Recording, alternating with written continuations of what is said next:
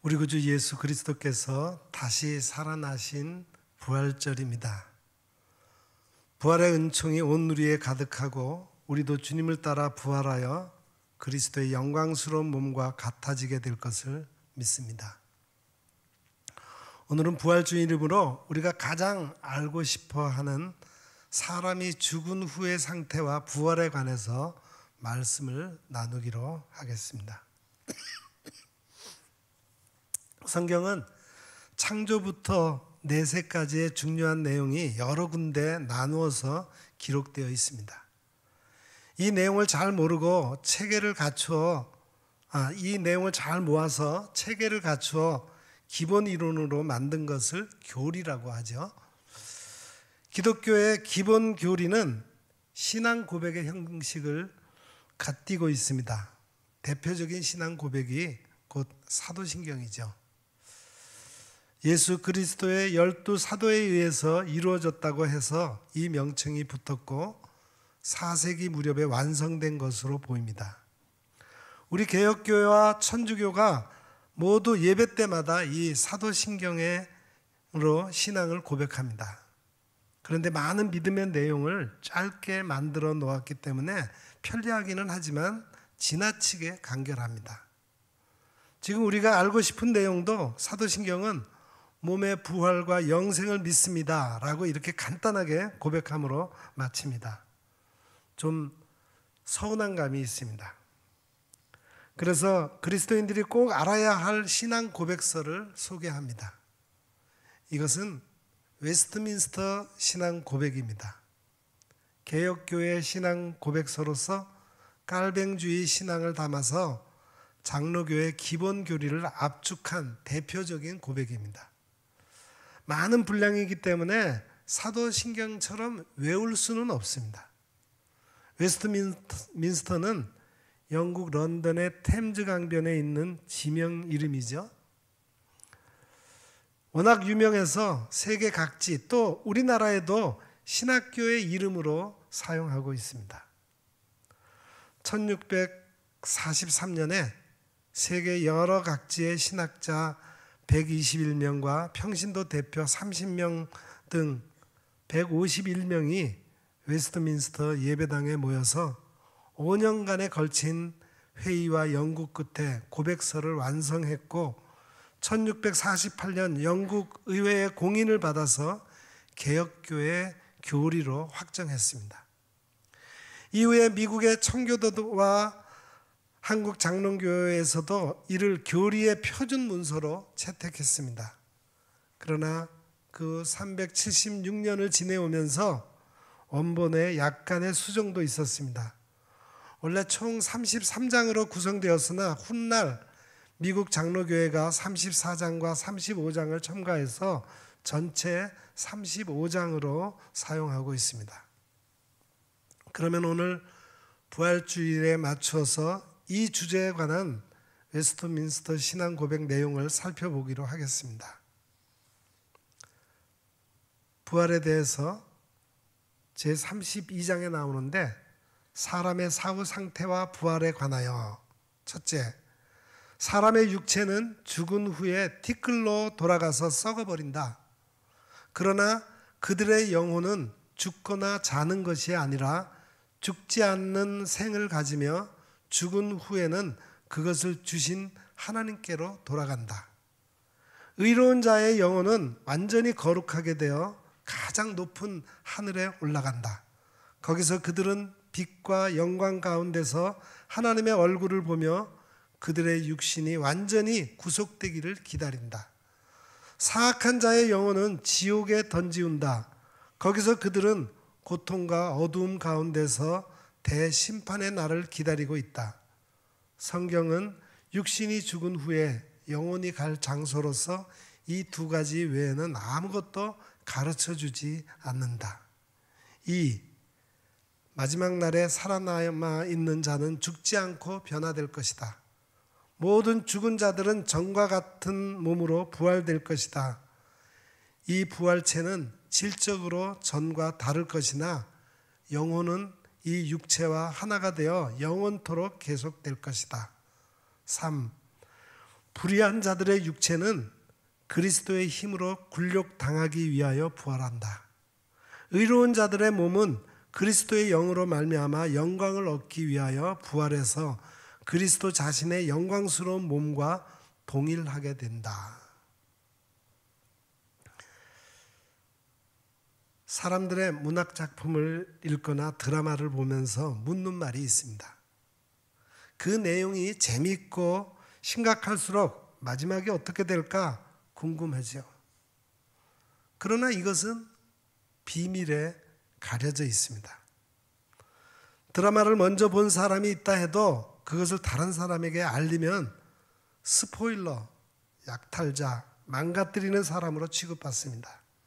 그렇듯 인간의 삶의 마지막은 오직 처음 시작하신 주님만이 관장하실 권한이 있으십니다. 보라, 내가 속히 오리니 내가 줄 상이 내게 있어 각 사람에게 그가 행한 대로 갚아주리라. 나는 알파와 오메가여 처음과 마지막이요 시작과 마침이라 했습니다. 예수 그리스도는 시작과 끝입니다. 죽음을 이기시고 부활하신 모습을 인간들에게 친히 보여주셨습니다. 세상의 마지막에 우리도 부활하게 하셔서 자신의 영광과 같게 만들어주실 분입니다. 그러므로 누구보다도 마지막에 관심을 가져야 할 사람이 우리 그리스도인들입니다. 성공적인 인생의 해피엔드를 거두려면 어떻게 해야 할까? 요한계시록 마지막 장에 매우 비유적인 하나의 말씀이 있습니다. 자기 두루마기를 빠는 자들은 복이 있으니 이는 그들이 생명나무에 나아가며 문들을 통하여 성에 들어갈 권세를 받으려 함이로다. 하나님 나라를 얻는 마지막 관건은 얼마나 빨래를 잘하느냐에 있다고 합니다. 이 비유의 뜻은 무엇인가? 두루마기는 하나님 나라에 들어가기 위한 예복입니다. 그 예복이 더러워지면 안 됩니다. 그래서 어린 양 예수님의 보배로운 피에 이 옷을 씻어야 합니다. 두루마기를 빠는 것은 그리스도의 보혈에 죄 씻음 받는 것을 가리킵니다. 개혁자 마틴 루터의 이야기입니다. 그가 꿈을 꾸었는데 사탄이 그 앞에 나타났어요. 루터는 용기를 내어 맞섰으나 사탄은 음흉한 웃음을 띠더니 그의 눈앞에 책을 펼쳐 보였습니다. 그것을 보는 순간 루터의 얼굴이 새빨개졌습니다. 거기에는 루터가 살면서 저지른 죄와 허물이 낱낱이 적혀 있었어요. 이때 루터는 이 말씀이 생각이 났습니다. 내가 믿는 예수님의 피가 우리를 모든 죄에서 씻으신다. 그 말씀을 외치며 두루마기를 벗었습니다. 사탄의 얼굴이 일그러지며 뒷걸음질 치고 거기에 생명나무의 강이 나타났습니다. 우리도 이렇게 사탄을 이길 수 있습니다. 우리의 마지막은 어떻게 될까? 걱정하지 마십시오. 성경의 마지막에 은혜로운 초청장이 배달되고 있습니다. 성령님과 신부 곧 그리스도의 교회가 동시에 초대 말씀을 하십니다. 성령과 신부가 말씀하시기를 오라 하시는도다. 듣는 자도 오라 할 것이요 목마른 자도 올 것이요 또 원하는 자는 값없이 생명수를 받으라 하시더라. 걱정하지 말고 내게로 오라. 그리고 생명수를 받으라. 참으로 은혜로우신 주님께서 우리의 마지막을 복되게 하여 주시겠다는 말씀입니다. 성경의 끝에는 주님의 마지막 말씀과 우리가 드려야 할 기도 그리고 축복이 기록되어 있습니다. 요한계시록 22장 20절 말씀입니다. 예수께서 이르시되라고 하지 않고 이것들을 증언하신 이가 이르시되라고 했습니다. 예수 그리스도께서는 하나님의 말씀을 증언하시는 분이십니다. 우리에게만 증인이 되라고 하지 않으시고 주님이 몸소 진리의 증언자로서 새하늘과 새 땅의 역사를 이루어가고 계십니다. 증언자의 말씀은 이렇습니다. 내가 진실로 속히 오리라. 이에 대한 우리의 응답과 기도는 아멘, 주 예수여 어서 오시옵소서가 되어야 합니다. 이는 예수 그리스도의 증인들이 한 마음으로 바라는 간절한 기도입니다. 이 말을 초대교회 성도들이 쓰던 아람어로 하면은 마라나타입니다. 이것은 고린도전서 마지막 부분에 새겨져 있습니다. 만일 누구든지 주님을 사랑하지 아니하면 저주를 받을지어다. 우리 주여 오시옵소서. 끝부분에 우리 주여 오시옵소서가 마라나타이며 이것이 다시 성경의 마지막 기도가 되었습니다. 주님을 사랑한다는 강조의 표현입니다. 우리가 주님을 사랑하오니 그 증언의 약속대로 어서 오시옵소서 하는 겁니다. 우리의 끝이 어찌 될 것인가가 궁금하다면 이 말씀을 깊이 생각해 보십시오. 예수님께서 속히 오시겠다고 하실 때 곧 시험과 심판의 날이 임박했을 때 우리가 아멘 마라나타라고 외칠 수 있다면 진정 은혜를 받은 사람입니다. 마지막 심판의 날에 평안하고 기쁘게 이 기도를 드리게 된다면 주님께서 인정하실 만한 증인의 삶을 산 사람임이 분명합니다. 이 마라나타의 믿음을 가진 성도들에게 생명의 부활이라는 은총이 내려오게 됩니다. 부활하신 예수님께서는 승천 직전에 제자들에게 마음을 열어 성경을 깨닫게 하시고 이 모든 일의 증인이 되라고 이르셨습니다. 하나님의 말씀을 깨닫지 못하면 마음이 열리지 않습니다. 열리지 않는 마음으로는 예수 그리스도의 부활을 믿을 수 없습니다. 부활의 첫 열매이신 주님을 따라 우리도 부활하리라는 말씀도 역시 희미할 뿐입니다. 이 믿음으로 어찌 부활의 증인이 될 수 있겠습니까? 부활의 증인이 되기를 원하는 사람이라면 마음을 열고 성경을 깨닫는 은혜를 먼저 받아야 합니다. 깨닫지 못하고 말씀을 읽으면 감동이 없고 실증이 납니다. 그뿐 아니라 의심이 더해지고 판단력마저 상실하게 됩니다. 부활의 은혜를 누리기 위하여 매일 마음을 열고 하나님의 말씀을 읽어야 합니다. 성경을 깨달음으로써 부활의 증인이 될 수 있습니다. 우리는 세상에 살면서 증인이 되기를 싫어하고 증언하기를 회피합니다. 경찰에 증언하는 것이 귀찮고 법정에 나가게 된다면 보복이 두렵기도 합니다. 또 이웃과의 관계 때문에 진실을 덮어야만 하는 괴로움에 시달리기도 합니다. 오래전 스쿨존이 막 생긴 때의 일이 기억납니다. 어느 목사님의 이야기예요.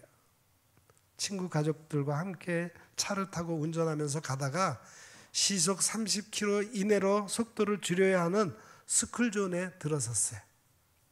이때 함께 타고 있던 초등학교 교장 선생님인 친구 부인의 질문을 받았습니다.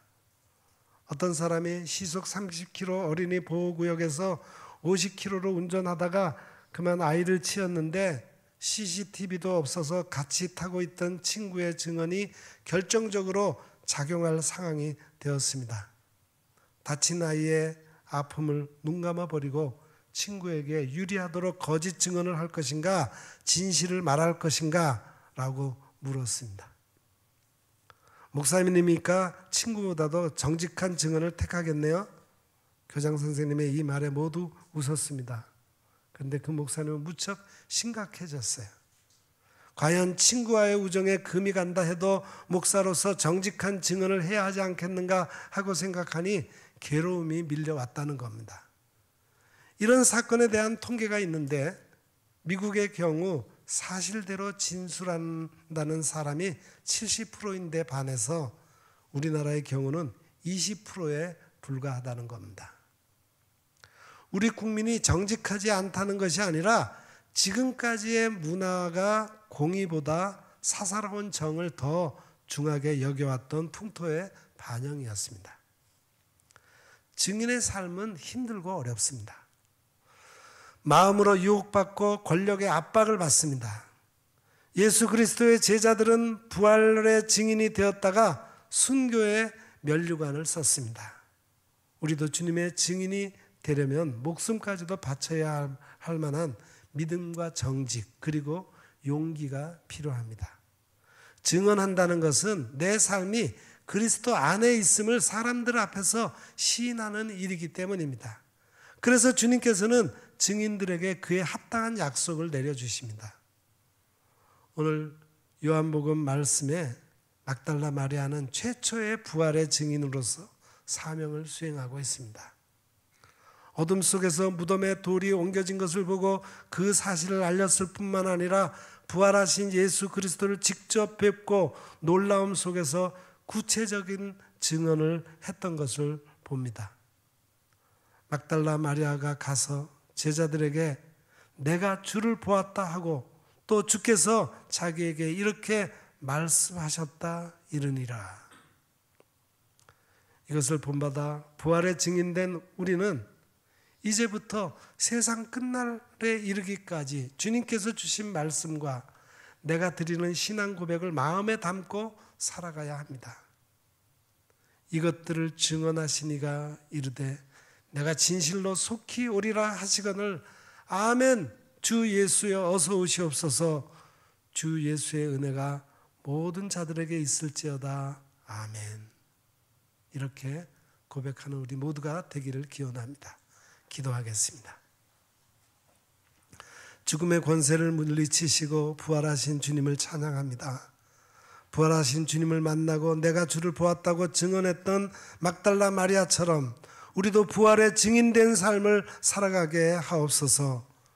부활의 주님이 심판주가 되시어 다시 오실 때까지 아멘 주 예수여 어서 오시옵소서 마라나타를 외치면서 부활의 증인으로 살아가는 우리 모두가 되게 해 주옵소서.